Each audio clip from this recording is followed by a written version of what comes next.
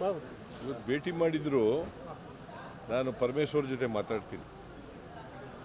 ಪರಮೇಶ್ವರ್ ಜೊತೆ ಮಾತಾಡ್ಬಿಟ್ಟು take it.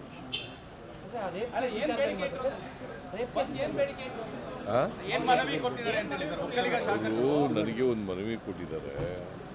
ನಿನ್ನೆ ಭೇಟಿ ಮಾಡಿದಾರಂತೆ ಎಲ್ಲ ಒಕ್ಕಲಿಗ ಶಾಸಕರನ್ನು, ಕಾಂಗ್ರೆಸ್ನ ಒಕ್ಕಲಿಗ ಶಾಸಕರು. ಅವರು ಏನಂತ ಹೇಳಿದ್ದಾರೆ ಅಂತಂದರೆ, ಮುನಿರತ್ನ ಅವ್ರ ಮೇಲೆ, ಶಾಸಕರ ಮೇಲೆ 3 ಕಂಪ್ಲೇಂಟ್ಗಳು ರಿಜಿಸ್ಟರ್ ಆಗಿದ್ದಾವೆ. ಅವನ್ನೆಲ್ಲ SIT ಕೊಡಿ ಅಂತ ಹೇಳ್ತಾ ಇದ್ದಾರೆ. ಆ ಡಿಮ್ಯಾಂಡನ್ನು ಇಟ್ಟಿದ್ದಾರೆ. ನಾನು ಅವ್ರಿಗೆ ಹೇಳಿದ್ದೀನಿ, ಹೋಮ್ ಮಿನಿಸ್ಟ್ರು ಪರಮೇಶ್ವರ್ ಅವ್ರ ಜೊತೆ ಮಾತಾಡಿ ಆಮೇಲೆ ತೀರ್ಮಾನ ತಗೋತೀನಿ. ಮೊದಲನೇದಾಗಿ ಫಿಲಿಂ ಸಿಟಿನ ಅಪ್ರೂವ್ ಮಾಡಿದ್ದಕ್ಕೆ ನಮ್ಮ ಕಡೆಯಿಂದ ಧನ್ಯವಾದಗಳು. ಯಾಕಂದ್ರೆ ಮೈಸೂರಿಗೆ ಒಂದು ದೊಡ್ಡ ಪ್ರಾಜೆಕ್ಟ್ ಥ್ಯಾಂಕ್ ಯು. ಆಮೇಲೆ ಎರಡನೇದಾಗಿ ಸರ್, ದಸರಾ ಉದ್ಘಾಟನೆಗೆ ಯಾರನ್ನ ಕರೀತಾ ಇದ್ದೀರಿ? ಸರ್ಕಾರ ಏನು ತೀರ್ಮಾನ ಮಾಡ್ತು ಅಂತ? ಒಬ್ಬ ಹೆಸರಾಂತ ಸಾಹಿತಿ ಹಂಪಾ ನಾಗರಾಜಯ್ಯನವರನ್ನು ದಸರಾ ಉದ್ಘಾಟನೆಗೆ ಈ ಸಾರಿ ಕರೀತಾ ಇದ್ದೇವೆ. ಅವರಿಗೆ ಆಹ್ವಾನ ಕೊಡ್ತಾರೆ. ಜಿಲ್ಲಾ ಆಡಳಿತವರು ಮತ್ತು ಡಿಸ್ಟಿಕ್ ಇನ್ಚಾರ್ಜ್ ಮಾದೇವಪ್ಪನವರು ಅವರಿಗೆ ಆಹ್ವಾನವನ್ನು ಕೊಡ್ತಾರೆ. ಅವರನ್ನು ಕರೀತಾರೆ. ನನಗೆ ವಹಿಸಿದ್ರು ಯಾರನ್ನು ಮಾಡಬೇಕು ಅಂತ. ಹಂಪಾ ನಾಗರಾಜಯ್ಯನವರನ್ನು ನಾನು ತೀರ್ಮಾನ ಮಾಡಿದ್ದೆ. KPSC ಎಕ್ಸಾಮ್ನ ಎಕ್ಸಾಮ್ ಮಾಡ್ತೀನಿ ಅಂತ ಹೇಳಿದ್ರು. KPSC ಎಕ್ಸಾಮ್ ಆಯಿತು, ಗೊಂದಲಗಳಾಯಿತು, ಅಲ್ಲಿ ಟ್ರಾನ್ಸ್ಲೇಷನ್ ಎಲ್ಲ ತಪ್ಪಾಯಿತು. ವಿತಿನ್ 2 ಮಂತ್ಸ್ ಅದನ್ನು ಎಕ್ಸಾಮ್ ಮಾಡ್ತೀನಿ ಅಂತ ಹೇಳಿದ್ರು. ಆದರೆ KPSC ಅವರು ಅಷ್ಟು ಒಳಗಡೆ ಮಾಡೋಕ್ಕಾಗಲ್ಲ ಅಂತ ಹೇಳ್ತೀವಿ.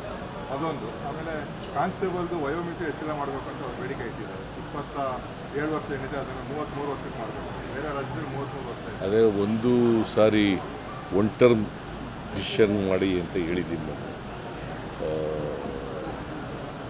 ನಾನು ಪರಮೇಶ್ವರ್ ಅವ್ರ ಜೊತೆ ಮಾತಾಡಿದ್ದೀನಿ. ಆಮೇಲೆ ಇವ್ರಿಗೆ ಪಬ್ಲಿಕ್ ಸರ್ವಿಸ್ ಕಮಿಷನ್ ಅವ್ರ ಜೊತೆ ಕೂಡ ಮಾತಾಡಿದ್ದೀನಿ. ಅದು ಪರೀಕ್ಷೆ ತಹಸೀಲ್ದಾರರು, ಅಸಿಸ್ಟೆಂಟ್ ಕಮಿಷನರ್ ಅದರಿಂದ ಮಾಡಿ ಪರೀಕ್ಷೆ, ಬೇರೆ ಪರೀಕ್ಷೆ ಮಾಡಿ ಅಂತ. ಯಾಕಂದರೆ ಕನ್ನಡದಲ್ಲಿ ಭಾಳ ತಪ್ಪಾಗಿದ್ದು, ಇಂಗ್ಲೀಷಿಂದ ಕನ್ನಡಕ್ಕೆ ತರ್ಜುಮೆ ಮಾಡೋದ್ರಲ್ಲಿ ಭಾಳ ತಪ್ಪುಗಳಿತ್ತು. ಅದಕ್ಕೋಸ್ಕರ ಮಾಡಿ. ಗಣೇಶನ ಗಲಾಟೆ ಜಾಸ್ತಿ ಆಗ್ತಾ ಇದೆ. ದಾವಣಗೆರೆಯಲ್ಲೂ ಸಹ ಕಲ್ಲು ತೂರಾಟ ಮಾಡುವಂಥ ಕೆಲಸ ಜಾಸ್ತಿ ಅಂದರೆ ಕಲ್ಲು ದಿನ ಎಷ್ಟು ಗಣೇಶಗಳಿದ್ದೋ ಗೊತ್ತಾ? ಎಷ್ಟಿದ್ದೋ 60,000 ಗಣಪತಿಗಳು. ಅದು 2 ಇನ್ಸಿಡೆಂಟ್ ಆದರೆ ಬಹಳ ಸಾವಿರಾರು ನೂರಾರು ನಡೀತವೆ ಅಂತಂದರೆ ನೀವು ಪ್ರಶ್ನೆ ಕೇಳುವಾಗ ಕರೆಕ್ಟಾಗಿ ಕೇಳಬೇಕು. 2 ಕಡೆ ಆಗಿದ್ದಾವೆ. ನಾಗಮಂಗಲದಲ್ಲಿ ಒಂದಾಗಿದೆ, ದಾವಣಗೆರೆಯಲ್ಲಿ ಒಂದಾಗಿದೆ ಅಲ್ವಾ? ದಾವಣಗೆರೆಯಲ್ಲಿ ಬರೀ ಕಲ್ಲು ತೂರಾಟ ಆಗಿದೆ. ನಾಗಮಂಗಲದಲ್ಲಿ ಅಂಗಡಿಗಳೆಲ್ಲ ಸುಟ್ಟಾಕಿದ್ದಾರೆ. ನಾವು ಅದಕ್ಕೆ ಯಾರು ಪೊಲೀಸ್ನವರ ಫೇಲ್ಯೂರ್ ಇದೆ ಅನ್ನೋದು ಗೊತ್ತಾಗಿದೆ.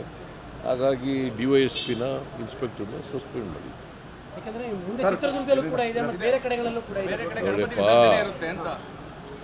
ಇವರು BJPಯವರು ಈ ಪ್ರಚೋದನೆ ಮಾಡ್ತಕ್ಕಂಥದ್ದು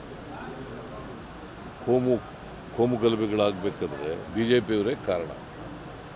ಅವ್ರ ಪ್ರಚೋದನೆಯಿಂದ ಇವೆಲ್ಲ ಆಗ್ತದೆ. ಸರ್, ಇನ್ನೊಂದು ಡಿನೋಟಿಫಿಕೇಶನ್ ಕೇಸು ಕುಮಾರಸ್ವಾಮಿ ಅವ್ರದ್ದು ಬಂದಿದೆ. ನಿನ್ನೆ ಪ್ರೆಸ್ ಕಾನ್ಫರೆನ್ಸ್ ಎಲ್ಲ ಮಾಡಿದ್ದಾರೆ 3 ಜನ ಮಿನಿಸ್ಟ್ರುಗಳು. 2021ರಿಂದ ಲೋಕಾಯುಕ್ತವರು ಇದುವರೆಗೂ ಎನ್ಕ್ವೈರಿ ಮಾಡಿರೋದಕ್ಕೆ ಎಲ್ಲೂ ಒಂದು ಕಡೆ ಪೊಲೀಸ್ ಫೇಲ್ಯೂರ ಸರ್ ಇದು ಅಂತ. ಯಾಕಂದರೆ ಇಂಥ ಒಂದು ಕೇಸಲ್ಲೂ ನೀವು ಎನ್ಕ್ವೈರಿ ಮಾಡಿದೆ ಅಂಥ ಒಂದು ಸಿಸ್ಟಮ್ನ ಯಾಕೆ ಇಟ್ಕೊಂಡಿರ್ಬೇಕು? ಗೊತ್ತಿಲ್ಲ, ನಾನು ನೋಡ್ಬಿಟ್ಟು ಹೇಳ್ತೀನಿ ನಾನು. ಯಾಕೆಂದರೆ ನಿನ್ನೆ ಕೃಷ್ಣ ಬೈರೇಗೌಡ, ದಿನೇಶ್ ಗುಂಡೂರಾವ್ ಮತ್ತು ಸಂತೋಷ್ ಲಾಡ್ ಅವರು ಮತ್ತು ಈ ಥರ ಎಲ್ಲ ನಮ್ಮ ಪಕ್ಷದ ಮುಖಂಡರುಗಳು ಸೇರಿ ಟೆಸ್ಟ್ ಮಾಡಿ ಹೇಳಿದ್ದಾರೆ. ಸೊ ಅದು ಕುಮಾರಸ್ವಾಮಿ ಮತ್ತು ಯಡಿಯೂರಪ್ಪ ಅವರಿಬ್ಬರ ಕಾಲದಲ್ಲಿ ಆಗಿರ್ತಕ್ಕಂಥದ್ದು. ಸೊ ಅದನ್ನು ನೋಡಬೇಕು, ಫೈಲ್ ತರಿಸಿ ನೋಡಬೇಕು. ಅದ್ರ ಬಗ್ಗೆ ತನಿಖೆ, ಯಾಕಂದರೆ ಅದು 100 ಎಕರೆ ಇರುವಂಥ ಕಾರಣಕ್ಕೋಸ್ಕರವಾಗಿ ತನಿಖೆಗೆ ಆರ್ಡರ್ ಆಗ್ತಾ ಇದೆ. ತನಿಖೆ ಚುರುಕು ಮಾಡುತ್ತಾ ಇದ್ದಾರೆ. ಎಷ್ಟು 100 ಎಕರೆ ಅಂತ? 100 ಎಕರೆ ಇಲ್ಲ, 1 ಎಕರೆ 1 ಎಕರೆ 11 ಗುಂಟೆ ರೀ, ಸರಿಯಾಗಿ ತಿಳ್ಕ. 1 ಎಕರೆ 11 ಗುಂಟೆ ವ್ಯಾಲ್ಯೂ. ಬಿಕಾಸ್ ಅದು ಭಾಳ ಇಂಪಾರ್ಟೆಂಟ್ ಜಾಗದಲ್ಲಿ ಬೆಲೆ ಬಾಳ್ತಕ್ಕಂಥ ಜಮೀನು. ಅಂಥದ್ದನ್ನು ಡಿನೋಟಿಫೈ ಮಾಡಿದ್ದಾರೆ. ಅದರಲ್ಲೂ ಕುಮಾರಸ್ವಾಮಿಯವರ ಬಾಮೈದನಿಗೆ ಮಾಡಿದ್ದಾರೆ. ಆಮೇಲೆ ಅವರ ಅತ್ತೆ GPA ಹೋಲ್ಡರ್ ಆಗಿದ್ದಾಳೆ. ಸೊ ಅಧಿಕಾರಿಗಳು ಇದು ಬರೋದಿಲ್ಲ, ಸ್ವಾಧೀನ ತಗೊಂಡಾಗಿದೆ, ಇದು ಅವಾರ್ಡ್ ಎಲ್ಲ ಕೊಟ್ಟಾಗಿದೆ ಅಂತ ಹೇಳಿದ್ರು ಮಾಡಿದ್ದಾರೆ. ಮತ್ತು ಯಾರು ಸತ್ತೋಗಿದ್ದಾರೆ ಅವ್ರ ಹೆಸರಿನಲ್ಲಿ ಮಾಡಿದ್ದಾರೆ. ರಾಕೇಶ್ ಸಿಂಗ್ ಕನ್ಫೆಸ್ ಮಾಡ್ಕೊಂಡಿದ್ದಾರೆ. ರಾಕೇಶ್ ಸಿಂಗ್ನು ಹೋಗಿ ಹೇಳಿದಾರಂತೆ. ಹೌದು, ರಾಕೇಶ್ ಸಿಂಗ್. ಆದ್ರೆ ಇಷ್ಟೆಲ್ಲ ಆದ್ರೂ ಸರ್ಕಾರ 2 ವರ್ಷ ಫೈಲ್ ಮೇಲೆ ಕೂರ್ಬೇಕಾಗಿತ್ತು ಸರ್. ಇಂತಹ ಕೇಸ್ಗಳನ್ನು ನೀವು ಹೇಳೋದು ಕರೆಕ್ಟ್ ಆಗಿದೆ. ನಾನು ಫೈಲ್ ನೋಡ್ಬಿಟ್ಟು ಹೇಳ್ತೀನಿ. ಸರ್, ವಿಪಕ್ಷಗಳು ಗಾಜಿನ ಮೇಲೆ ಕುಳಿತು ಕಲ್ಲೊಡೆಯೋ ಕೆಲಸ ಮಾಡ್ತಾ ಇದೆ ಅಂತ ಅನ್ಸುತ್ತಾ ಸರ್? ವಿಪಕ್ಷಗಳು ನಿಮಗೇನು ಅನ್ಸುತ್ತೆ? ನಿಮಗೇನು ಅನ್ಸುತ್ತೆ ಹೇಳಪ್ಪ. ನಮಗೆ ಕೇಳ್ತಾ ಇದ್ದಾರೆ ಸರ್. ನನಗೆ ಕೇಳೋದಿರಲಿ, ನಾನು ರಾಜಕೀಯ ನೀನು ಹೇಳು. ನೀನು you are not a politician. ನಿನಗೇನು ಅನ್ಸುತ್ತೆ? ಪಕ್ಷದವ್ರು ಹಂಗೆ ಮಾಡ್ತಾ ಇದಾರೆ ಅನ್ಸುತ್ತೆ ಸರ್ ನನಗೆ. ಇಬ್ರು ಗಾಜಿನ ಮೇಲೆ ಕೂತ್ಕೊಂಡು ಅವ್ರ ಮೇಲೆ ಇವ್ರ ಮೇಲೆ ಅವ್ರು ಮಾಡ್ತಾ ಇದ್ದಾರೆ. ಎಲ್ಲಿ ನಾವು ಎಲ್ಲಿ ಮಾಡಿದ್ವಿ? ಎಲ್ಲ ಆರೋಪಗಳು ಮಾಡ್ತಾರೆ. ಎಲ್ಲಿ ಮಾಡಿದೀವಿ ಏನ್ರಿ? ಆರೋಪ ಯಾವುದ್ರಲ್ಲಿ ಮಾಡಿದೀವಿ? ಕುಮಾರಸ್ವಾಮಿ ಅವರು ಅದನ್ನೇ ಹೇಳ್ತಾರೆ. ನಮ್ದು Kumaraswamy always A hit and run case. ಯಾವತ್ತೂ ಕೂಡ ಅವರು ಲಾಜಿಕಲ್ ಹಿಡಿದು ತಗೊಂಡು ಹೋಗಿರೋದು ಇವತ್ತಿನವ್ರಿಗೆ ನಿದರ್ಶನ ಇಲ್ಲ. ಬೀಯಿಂಗ್ ಎ ಮಿನಿಸ್ಟರ್ ಜವಾಬ್ದಾರಿಯಿಂದ ಮಾತಾಡಬೇಕಲ್ವ?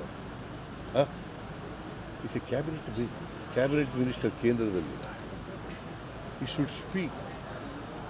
ಅದು ಸತ್ಯನಾ ಇಲ್ವಾ ಅಂತ ತಿಳ್ಕೊಂಡು ಮಾತಾಡಬೇಕಲ್ವಾ? ಬಟ್ ಅವ್ರು ಹೇಳ್ತಾರೆ ಡಾಕ್ಯುಮೆಂಟ್ ಓದಕ್ ಬಂದಿಲ್ಲ ಸಚಿವರಿಗೆ ಅಂತ.